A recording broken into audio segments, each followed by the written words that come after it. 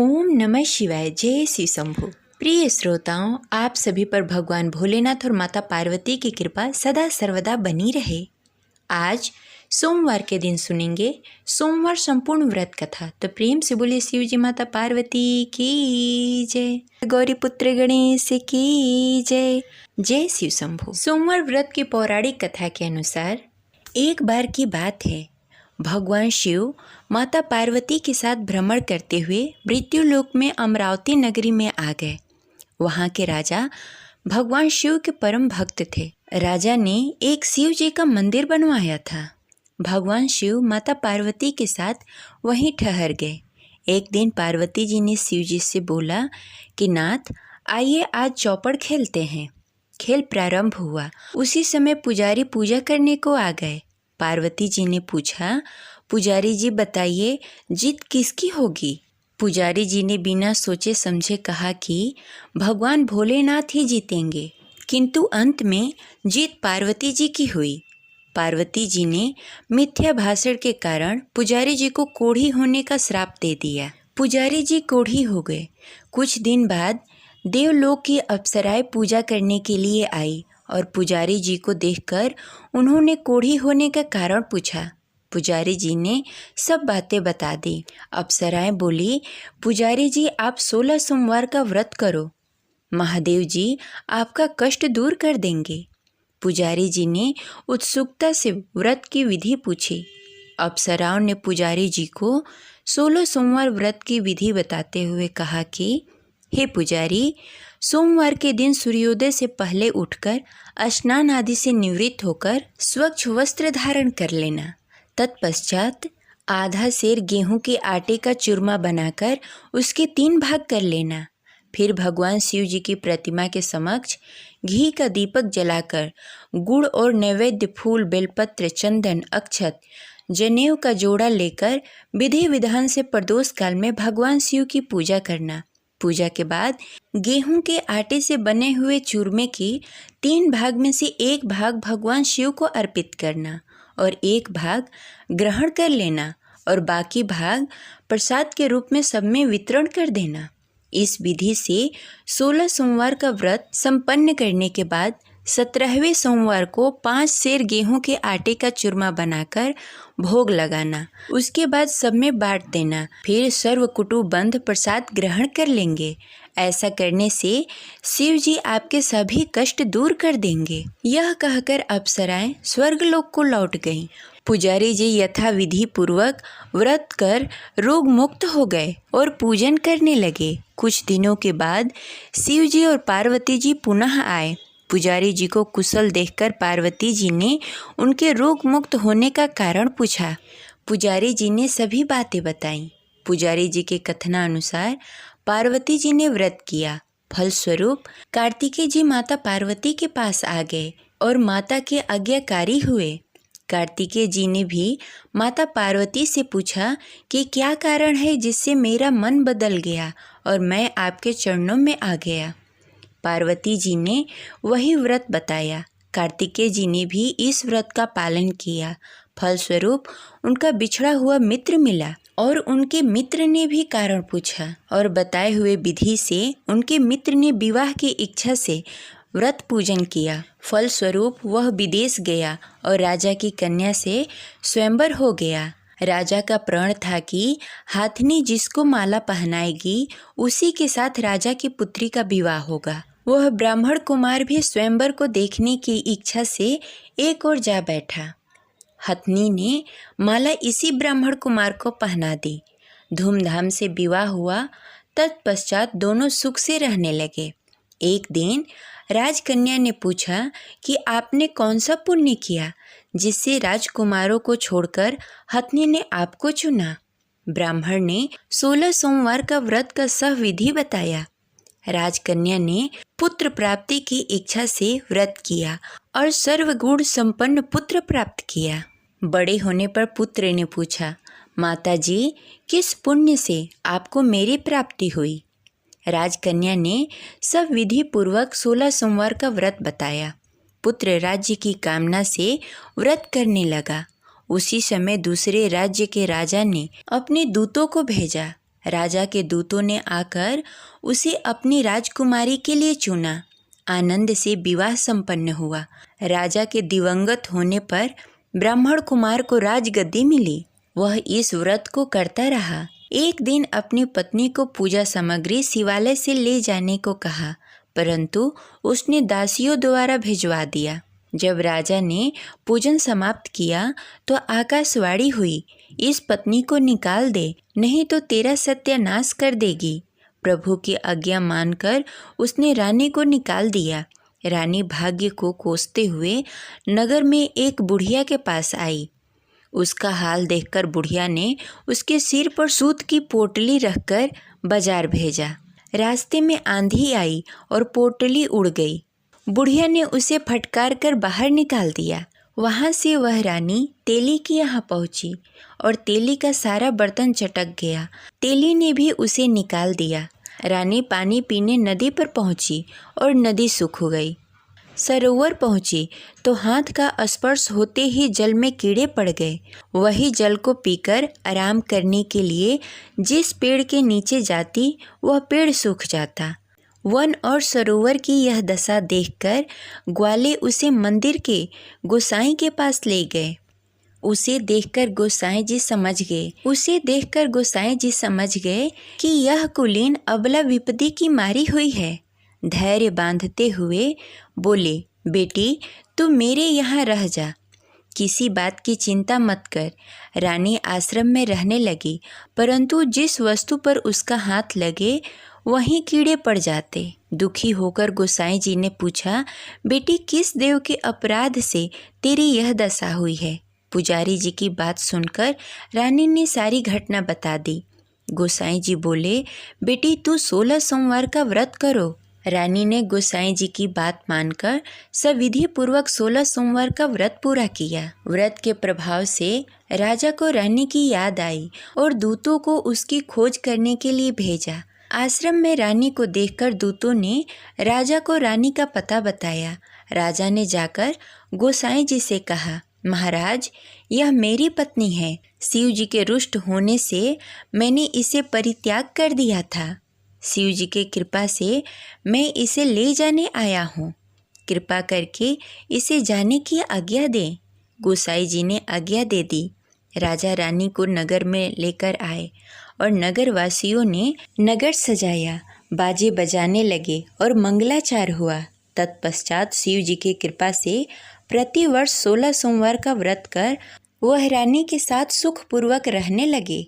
इसी प्रकार जो भी मनुष्य भक्ति सहित और विधि पूर्वक 16 सोमवार का व्रत करता है और कथा सुनता है, उसकी सभी मनोकामनाएं पूर्ण होती है और अंत में वह शिव जी को प्राप्त होता है।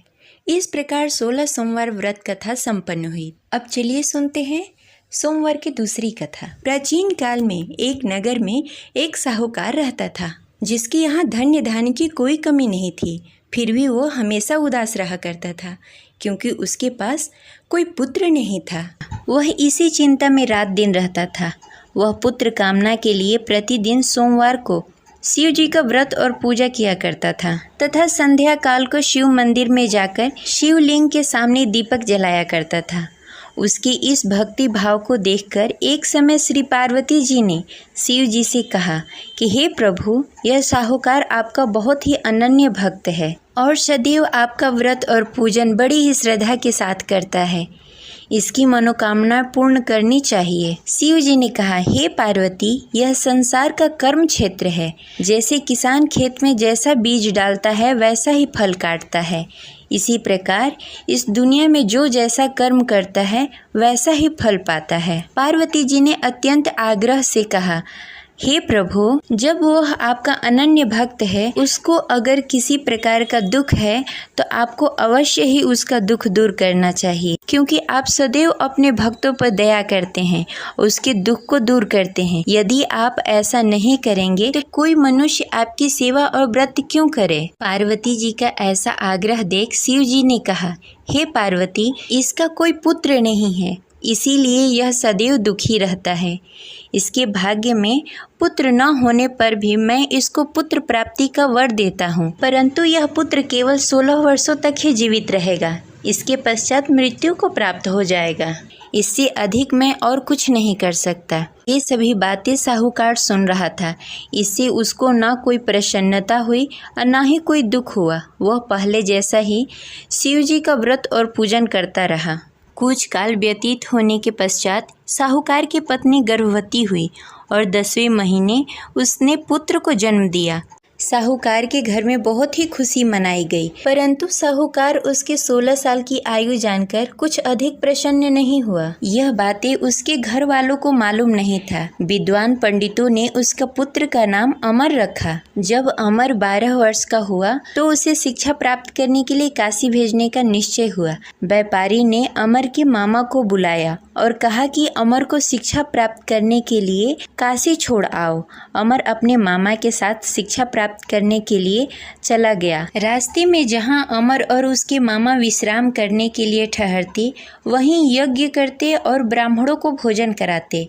लंबी यात्रा के बाद अमर और उसके मामा एक नगर में पहुंचे। उस नगर में राजा की कन्या के विवाह की खुशी में सभी नगर को सजाया गया था। निश्चित समय पे बारात आ गई, लेकिन वर का पिता अपने बेटे की एक आंख से काने होने के कारण बहुत चिंतित था। उसे इस बात का भय सता रहा था कि राजा को इस बात का पता न चले, कहीं वह विवाह से इनकार न कर दे, इससे उसकी बदनामी होगी। वर के पिता ने अमर को देखा। उसके मस्तिष्क में एक विचार आया। उसने सोचा, क्यों न इस लड़के को दुल्हा बनाकर राजकुमारी से विवाह करा दूं। विवाह के बाद उसको धन देकर विदा कर दूंगा और राजकुमारी को अपने नगर ले जाऊंगा। वर के पिता ने इसी संबंध में अमर और उसके मामा से बातें। अमर के मामा ने धन मिलने के लालच में वर के पिता की बातें मान ली। अमर को दूल्हे का वस्त्र पहनाकर राजकुमारी चंद्रिका से विवाह करा दिया। राजा ने बहुत सारा धन देकर राजकुमारी को विदा किया। अमर जब लौट रहा था तो सच नहीं छिपा सका और उसने राजकुमारी की ओढ़नी पर लिख दिया, राजकुमारी चंद्रिका, आपका विवाह मेरे साथ हुआ है। मैं काशी शिक्षा प्राप्त करने के लिए जा रहा हूँ। अब तुम्हें जिस नवयुवक की पत्नी बनना पड़ेगा वह काना है। जब राजकुमारी ने अपनी ओढ़नी पर लिखा हुआ पढ़ा तो उसके काने लड़के के साथ जाने से इनकार कर दिया। राजा ने सब बातें जानकर राजकुमारी को महल में रख लिया और उधर अमर अपने मामा के साथ काशी पहुँच गया। अमर ने गुरुकुल में पढ़ना शुरू कर दिया। जब अमर की आयु 16 वर्ष पूरी हो गई, उसने एक यज्ञ किया। यज्ञ की समाप्ति पर ब्राह्मणों को भोजन कराया और सभी को अन्न और वस्त्र दान किए। रात्रि को अमर अपने शयन कक्ष में सोने के लिए चला गया। शिव जी के वरदान के अनुसार शयन अवस्था में अमर के प्राण पखेरु उड़ गए। सूर्योदय पर मामा अमर को मृत देखकर रोने लगे। आसपास के लोग भी एकत्र होकर दुख प्रकट करने लगे। मामा के रोने विलापने का स्वर समीप से गुजरते हुए भगवान शिव और माता पार्वती ने सुन लिया। पार्वती जी ने शिव जी से कहा, मुझे इसके रोने का स्वर सहन नहीं हो रहा है। आप इस व्यक्ति के कष्ट अवश्य दूर करें। भगवान शिव जी ने पार्वती जी के साथ अदृश्य रूप में समीप जाकर अमर को देखा तो पार्वती जी से बोला, हे पार्वती, यह तो वही व्यापारी का पुत्र है। मैंने इसे 16 वर्ष तक की आयु का वरदान दिया था। इसकी आयु पूरी हो गई है। पार्वती जी ने फिर भगवान शिव जी से निवेदन किया, हे प्रभु, आप इस लड़के को जीवित करें, नहीं तो इसके माता पिता पुत्र की मृत्यु के कारण रो रो कर अपने प्राण त्याग देंगे। इसके पिता तो आपके परम भक्त हैं, जो वर्षों से सोमवार का व्रत करते हुए भोग लगा रहा है। पार्वती जी के आग्रह करने पर भगवान शिव ने उस लड़के को जीवित होने का वरदान दिया और कुछ ही पल में वह जीवित होकर उठ गया। शिक्षा प्राप्त करने के बाद अमर अपने मामा के साथ अपने नगर की ओर चल दिया। दोनों चलते चलते उसी नगर पहुँचे जहाँ अमर का विवाह हुआ था। उस नगर में भी अमर ने यज्ञ का आयोजन किया। समीप से गुजरते हुए नगर के राजा ने यज्ञ का आयोजन देखा। राजा ने अमर को तुरंत पहचान लिया। यज्ञ समाप्त होने पर राजा ने अमर और उसके मामा को महल में लेकर गए और कुछ दिनों तक उन्हें महल में ही रखा। उसके पश्चात बहुत सारा धन वस्त्र देकर राजकुमारी के साथ विदा किया। रास्ते में सुरक्षा के लिए राजा ने बहुत सारे सैनिकों को भी साथ में भेजा। मामा ने नगर में पहुंचते ही एक दूत को घर पर भेजकर अपने आगमन की सूचना भेज दी। अपने बेटे अमर के जीवित वापस लौटने की सूचना से व्यापारी बहुत प्रसन्न हुआ। व्यापारी ने अपने पत्नी के साथ स्वयं को एक कमरे में बंद कर रखा था। भूखे प्यासे रहकर व्यापारी और उसकी पत्नी बेटे की प्रतीक्षा कर रहे थे। उन्होंने प्रतिज्ञा कर रखी थी कि यदि उन्हें अपना बेटा मृत्यु के मुंह से वापस लौटकर नहीं आया तो वो अपने प्राण त्याग देंगे। व्यापारी अपनी पत्नी और मित्रों के साथ नगर के द्वार पर चला गया। उसने अपने बेटे का विवाह का समाचार सुनकर पुत्रवधू राजकुमारी चंद्रिका को देखकर उसकी खुशी का ठिकाना न रहा। उसी रात भगवान शिव ने व्यापारी को स्वप्न में आकर कहा, हे श्रेष्ठ, मैं तेरी सोमवार के व्रत करने और कथा सुनने से बहुत प्रसन्न हूँ। इसी वजह से मैंने तुम्हारे पुत्र की लंबी आयु कर दी है। व्यापारी बहुत प्रसन्न हुआ। सोमवार का व्रत करने से व्यापारी के घर में खुशियाँ लौट आई। शास्त्रों में लिखा है कि जो भी स्त्री या पुरुष सोमवार का विधि विधान से व्रत करते हैं और कथा सुनते हैं उनकी सभी इच्छाएं पूरी होती है। आशा करते हैं यह कथा आपको अच्छी लगी होगी। इस वीडियो को लाइक करें और ज़्यादा से ज़्यादा लोगों को शेयर करें। अगर आप इस चैनल पर नए हैं तो इसे सब्सक्राइब कर लें और बेल आइकन को भी प्रेस कर लें। मिलते हैं अगली वीडियो में, तब तक के लिए हर हर महादेव।